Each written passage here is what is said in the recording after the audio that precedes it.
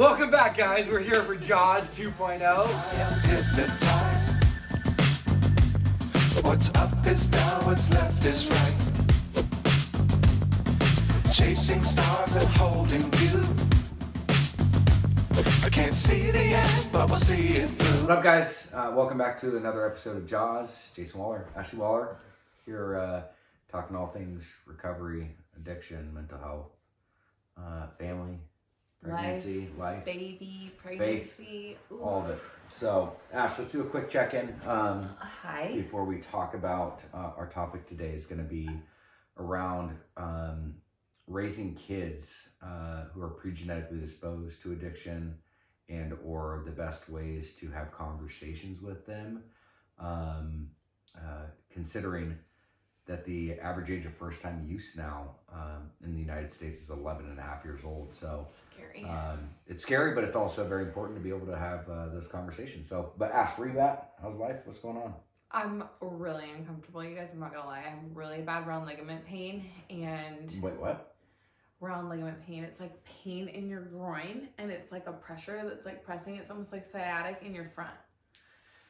It's Dude, so the things bad. you guys have to go through. I know, you did this to me, so the things we have to go through because you did this to me.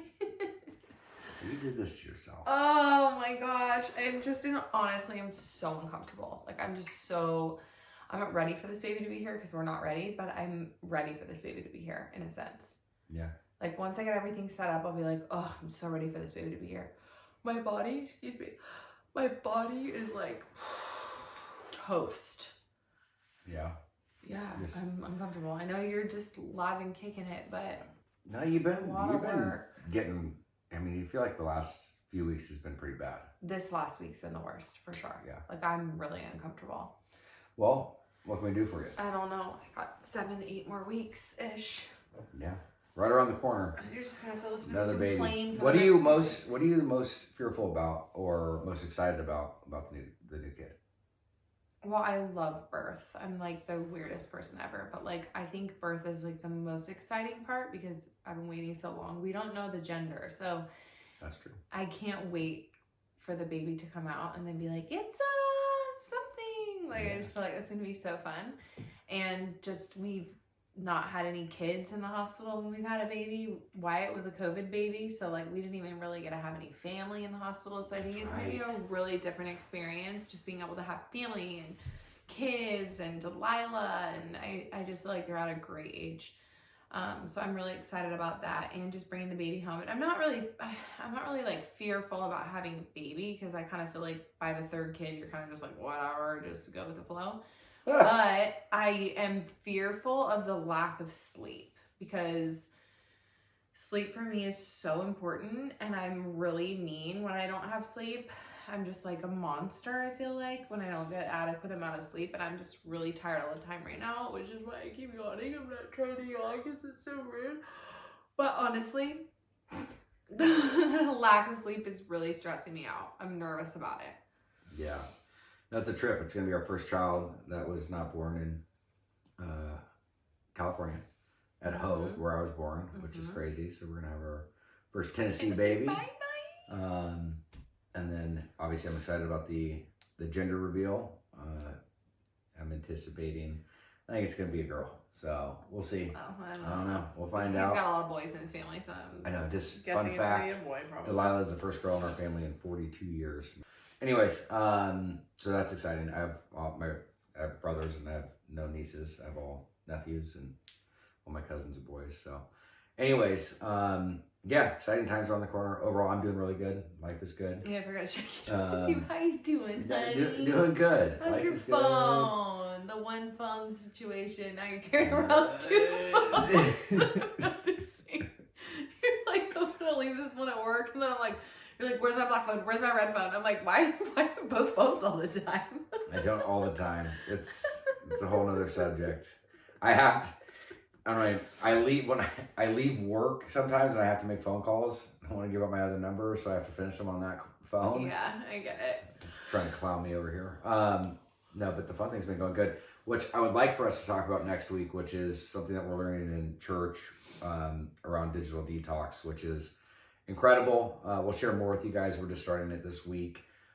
It's been going on for the last 3 years that we've been 3 here. years. But it's basically a digital detox where it's like a fast from making your phone like stupid. It's like a dumb phone, taking off all the distractions, all the apps, and just making it a utility device. So, but it's had a profound impact. And I think some of the studies and statistics out there showing you how much time people spend on technology and phones is like alarming. Like it outbeats times with friends, outbeats time with family, church. I mean, like it crushes everything. It's crazy.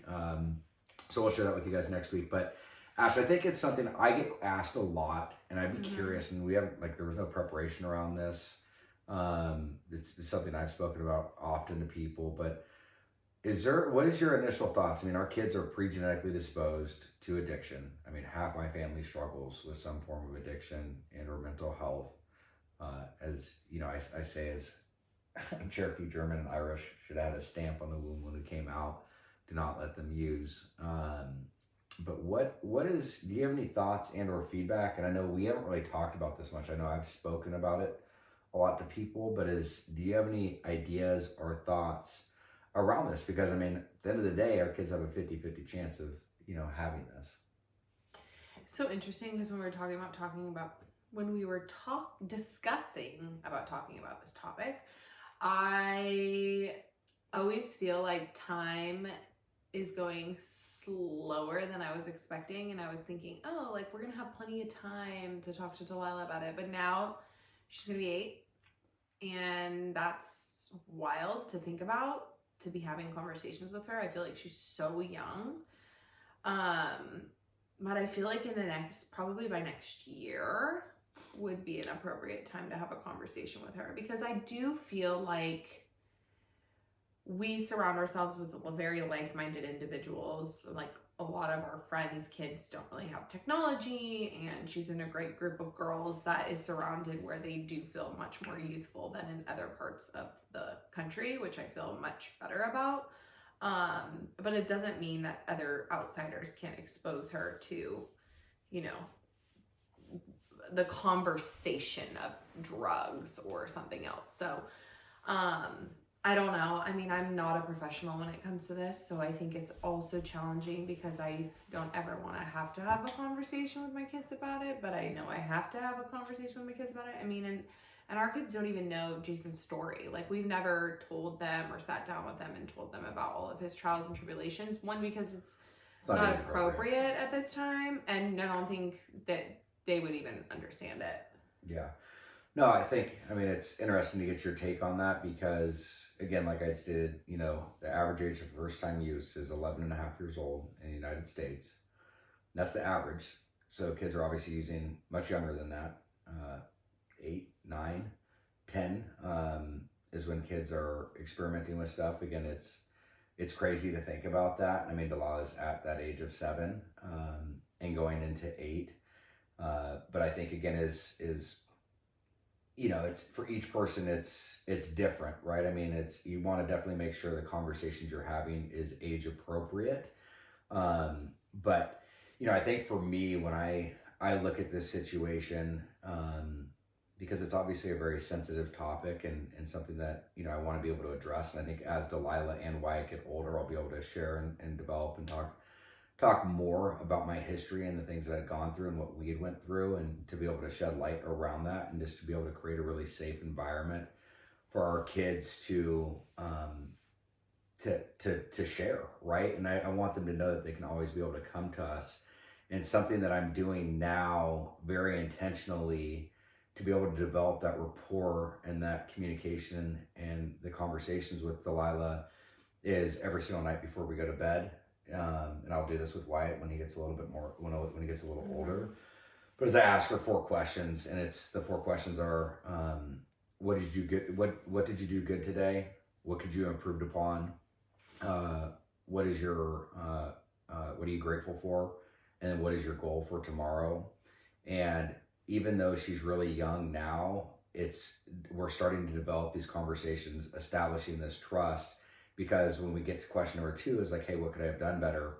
There's multiple times now where she started to open up, being like, I was mean to this girl, or this girl was mean to me, or I responded, I wish I would have responded differently. And so these little conversations that may seem silly now, which are honestly they're really important. And it's something where we've done it long enough now where if we don't do it, Delilah's like, hey, Dad, we didn't do our questions. But it's developing this rapport that, even though we started when she's 6, 7, going into 8, is these conversations and stuff will get deeper, and it will naturally allow us to have that opportunity for her to open up. And I'm open with her. I'm vulnerable with her around just stuff. Again, it's age appropriate, just being, just what I go through at work or just stresses that we have, and try to be overly intentional with that. So I'm trying to set up these parameters. If I look back when I was young in some of the areas that I wish I had more support in, or like what would I have told my younger self, or how would I have dealt with things differently, even though I had very loving and caring, supportive parents, just the baby boomer generation did not have the knowledge or the information that we do today around things. And I don't feel like I could have, like, my parents were always there, but I didn't know how to communicate with them. Like, Same. It was just a harder thing. Like, even if we're like, from my side, they did the best they could, but it's the thing that I wish that I would have had more is like this deeper rooted connection with them and being able to share what was going on. And, they always tried to help when I would go to a psychiatrist or therapist or things like that. But I also think it's really important for people to understand that you are technically introducing alcohol, smoking, drugs. You don't even have to have the conversation as soon as your kids see it, right? So if you're having glasses of wine, if you're having beer, if you're having a cigar, if you're having cigarettes, and again, I'm not saying that it's necessarily a bad thing. I'm just saying that technically you're already introducing it to them at a very young age, especially if you're just not mindful with the behaviors that come with it, and that are associated with it. And I think people they don't think anything of it because they're not necessarily talking about it. But kids are very, very observant and can kind of see those things. And for me at fault, like, Delilah would walk around and I'd have dip, you know what I mean? I was do chewing tobacco. And I think it's funny now, but it's also like Delilah, I'd be like, we're leaving. She's like, Dad, did you get your Diet Coke and your dip? And it's just like, I didn't think anything of it, but it's like just the introduction to it at such a young age, and just being mindful around that is really important as well. So again, I think there's obviously a lot to uncover here. And I think when it comes to talking to Delilah, I'll probably start having those initial conversations within the next year. For sure. What are your initial takeaways? No, I think it's great. I think it's an interesting time that we're living in, because I think with our parents, it wasn't necessarily like as much intentional parenting. We didn't have like the technology and all of the access that we did at such a young age. And so nowadays the kids are so exposed to so many things that like we have to do a better job as parents, as being intentional parents. And that just means like being like monkey see, monkey do, like you're saying, like making sure that we're having these conversations with our kids, even if they feel like they might be, uncomfortable because our parents didn't do them, being able to get on a level at their perspective and being able to feel like a safe space for them, I think is really, really important. Because at the end of the day, I feel the same way. Like, I'm not as good as I'm an intentional parent, but I think have a lack of words when it comes to my feelings and emotions and getting on their level and talking to them about it. Because my mom, it would just be like, you're fine, you're just being dramatic. Like, I cannot tell you how many times I'd be crying about something and my mom literally called me a drama queen. That's like all she ever did, because I was in place. It was like an easy out for her to just call me like, oh, you're being so dramatic. But like, when you're a kid and something happens, like, you do feel like it's the end of the world. Like, your world is so small. And so when something bad happens or a friend hurts you, like, it did feel like the end of the world to me, And so I want to do a better job as a parent, listening to my kids and making sure that they feel heard. Like, I'm not a gentle parent by any means, and I don't want to be. But I want to make sure that my kids feel like there's a safe space, along with boundaries and morals and values. And that's one of the most important things to me, for sure. So I definitely I definitely, it's such an interesting topic and conversation, because it is one of those things where like we're getting to that age where we're going to need to start having these conversations with her, just because of the exposure to other children. Like really, that could. Well, at the end of the day, I mean, it's, if we don't do it, somebody else is going to. Exactly. And so, That's the best way of putting it. And that's where I think it's important to understand is getting in front of all of it. And again, like I said, when these things start to, as we continue to do this show and down the road, I think it'd be interesting to kind of express and share how some of those first conversations went. But I know people ask all the time, like, when is it appropriate? Like, there's no magic wand to this. Obviously, you need to be able to, know your kids, know where they're at, know who they're surrounding themselves with, and just the engagements and activities that they're participating in is a telltale with that. And it's, I mean, we're seeing as Delilah's developing just in certain areas where it's like, oh my God, I can't believe at 7 they know these things or what they're talking about. And so yeah, I think it's be aware of what's going on in your kid's life, and then but it's important to be that safe haven and that place that they can come to. And because if something does go on, you obviously want to be that support, and you want to be able to be that confidant and be able to try to provide the best education and direction and solution for them that you possibly can. So it's important. It's hard too. There's like a fine line between, you want your kids to be able to have conversations with you and not be fearful of you, but you want them to have morals and values and be fearful of you want them to have fear of their certain choices that they make in life.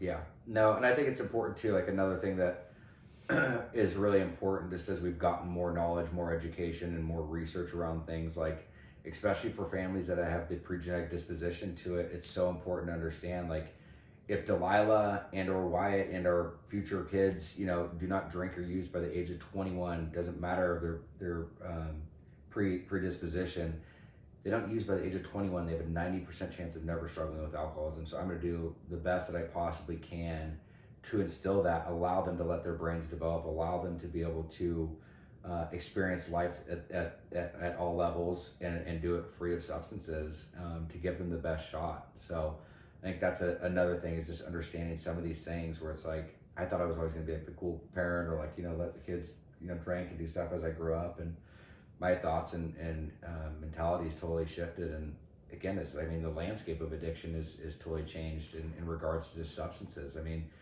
back in the day when we were out partying and stuff, it wasn't like we would take something we'd have to worry about if we were going to die or not. There's so many kids nowadays, like young kids that are not even necessarily addicts or alcoholics. They're experimenting, that are overdosing and dying. It's scary. I just had a friend 2 days ago who I used to hang out with a lot, OD'd, and it happens so often now. And again, in closing, I mean, addiction and just substance related issues it's the leading cause of death in America for 50-year-old individuals and younger. So it's nothing to take light. Important to have those conversations, and I think us collectively as a society can really create that systemic change when you create the conversation. So it's important that we have these. Amen. Anyway, thanks you guys for tuning in, and we'll see you guys next week. Next week, Digital Detox. Woohoo! Bye.